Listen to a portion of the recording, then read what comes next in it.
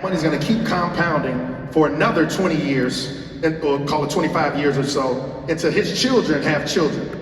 So think about that. We're talking $1 million of just money sitting there growing tax-free that his kids are gonna say, oh, I gotta know, I have a child, I'm changing the beneficiary from me to my kid. And on top of that, right, say you don't have that money just yet, it's okay, right? We all aspire to have that, because this is my mentor, he got a bad. I aspire to have his bag. But one of the things that he actually does, when it comes to the 529, say you don't have that bag, well guess what, they changed the rule.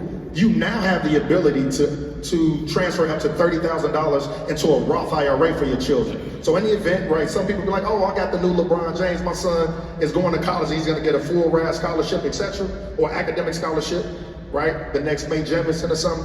When it's all said and done, you can take that money and actually put that in a Roth IRA. Now that money is growing tax-free for them as well, right? Another thing to think about is, right, custodial accounts. I have 3 kids, they all work for me on Maconomics. I don't know if anybody's seen my social media. I talk to my kids every morning about what's going on in the market, about investing. And the reason that's important is because our kids are empty sponges. They're learning things through osmosis, but on the flip side, I get a tax write-off by paying them because they work for my company.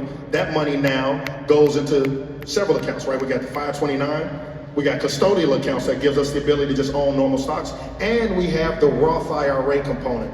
So if my kids is 3 years old, and I'm putting, call it up, just $200, $300, $100 aside, by the time they get ready to retire, or the time they get ready to, well, we'll say retirement, they have well over $1 million, right?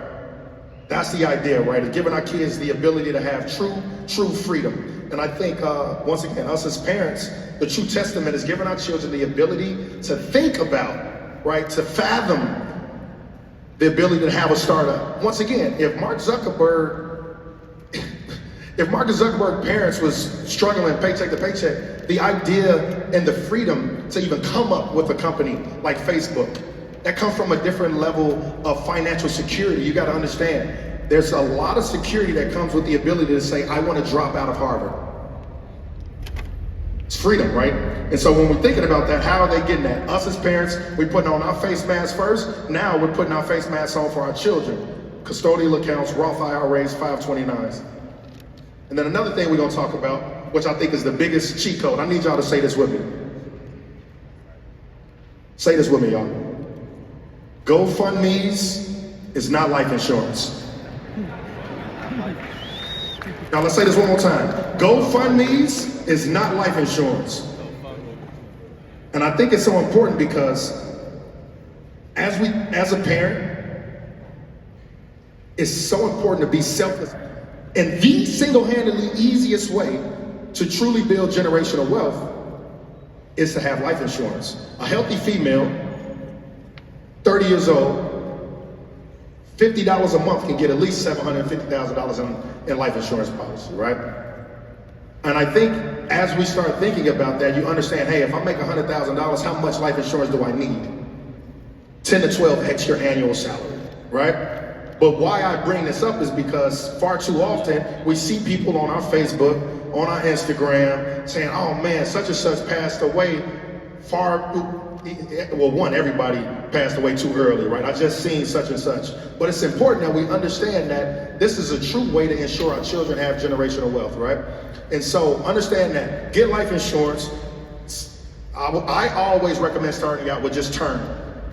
$50, $60, $70 a month can get you well into $1 million life insurance policy, and that gives us the ability to, 1, ensure our kids are straight, and 2, avoid, our relatives doing a GoFundMe, because one of the craziest things is it costs to die. It costs to die, right? Literally, it's gonna cost to, be buried, etc., right? And so once we get this life insurance, we wanna also ensure that we have it in the right way, right? Wills and trusts, etc. is set up.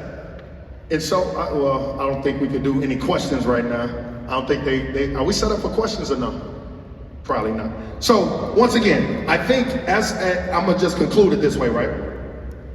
As we think about, building true generational wealth, we first have to address what the trauma is to overcome that, right? I talk quite often to relatives and I say, hey, you should